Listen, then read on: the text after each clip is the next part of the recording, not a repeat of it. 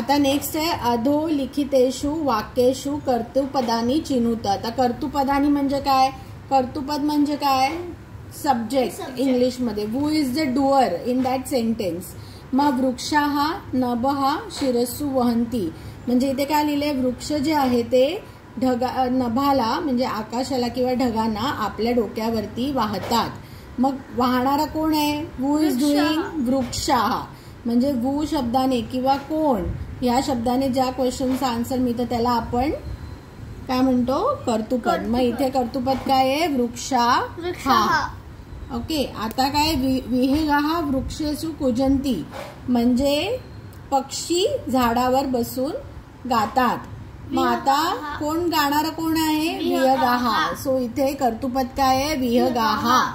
आता पयोदर्पणे वृक्षाः स्वप्रतिबिंबं पश्यन्ति. पयोदर्पणे म्हणजे काय? पाण्यामध्ये. म्हणजे पाण्यामध्ये वृक्ष जे आहे ते स्वतःचं प्रतिबिंब पाहतात. पश्यन्ति म्हणजे पाहतात. मग आता इथे पाहणारा कोण आहे? हु इज पश्यन्ति? हा वृक्षाः. मग काय येणार इथे? कर्तृपद वृक्षाः. कृषकाः अन्नानि उत्पादयति म्हणजे काय? शेतकरी जे आहे ते अन्नधान्याचं उत्पादन करतात. मग उत्पादन करणारा कोण आहे? कृषकाः. म्हणून इथे कर्तृपद आहे कृषकाः.